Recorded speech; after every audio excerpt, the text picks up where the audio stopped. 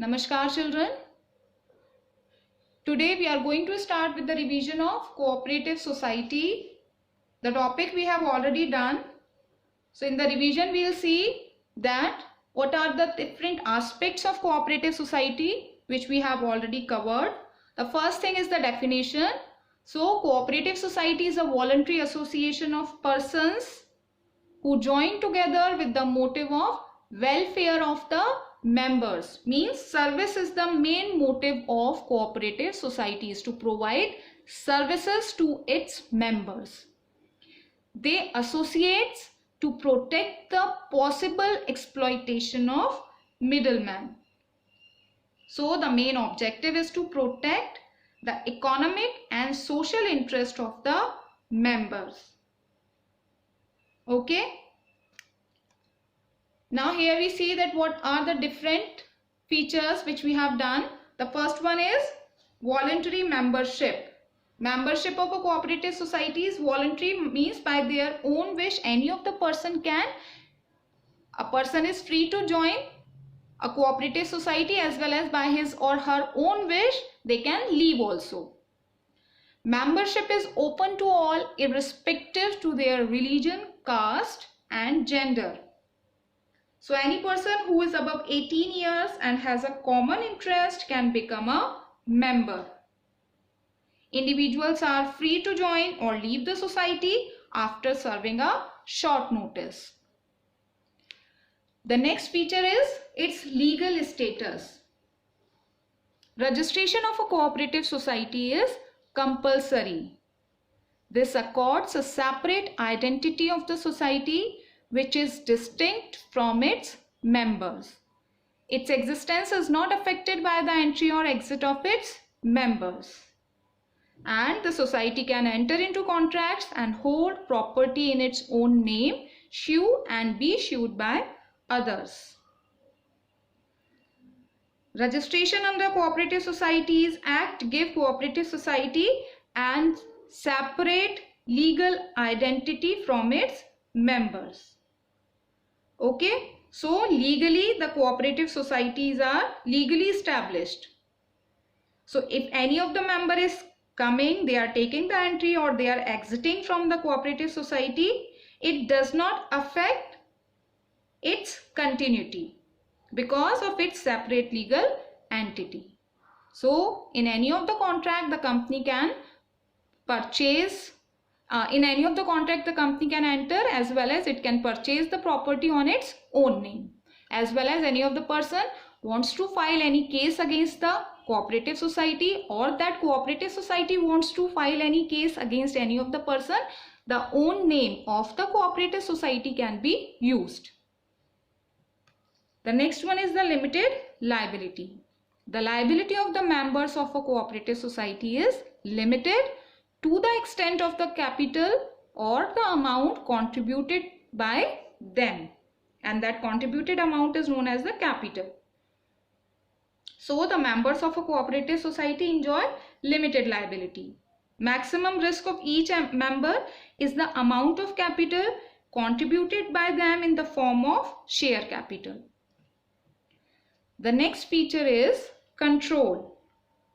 In a cooperative society, an elected managing committee will take decisions. One person, one vote. This kind of main agenda is there in the cooperative societies. The right to vote gives the members a chance to choose the members who will constitute the managing committee, and this lends the cooperative society a democratic character. One man, one vote kind of main thought processing is there in the controlling process of cooperative society. All affairs are managed by the members of a managing committee in consultation with all members of the society. The next feature is service motive. Cooperative society emphasis on the values of mutual help and welfare.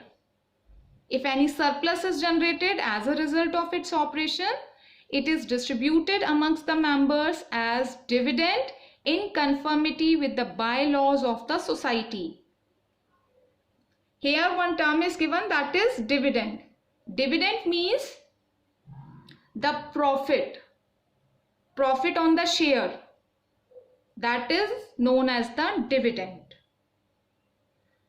So cooperative society works with the main motive of mutual help.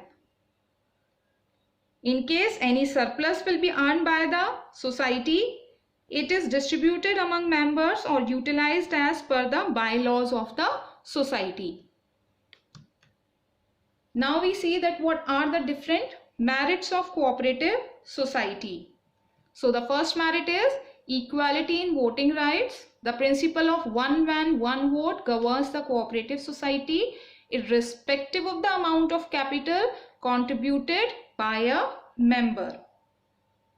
Okay, so every member has equal right to vote and elect members for managing committee.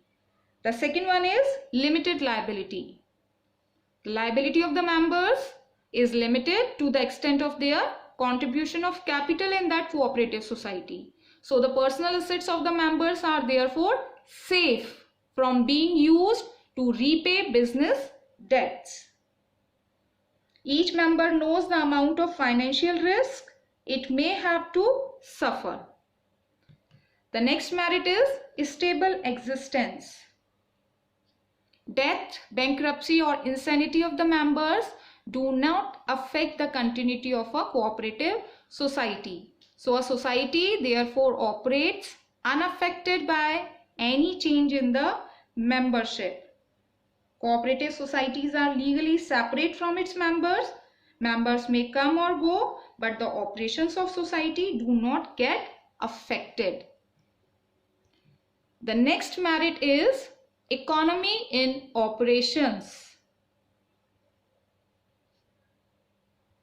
The members generally offer honorary services to the society as the focus is on elimination of middlemen. This helps in reducing cost. The customers or producers themselves are members of the society and hence the risk of bad debts is lower. So affairs of the society are run by the society members on voluntary basis. So the cost of running is very less. And society members are the producers and consumers themselves. So risk of losing money is also very less. The next merit is support from government.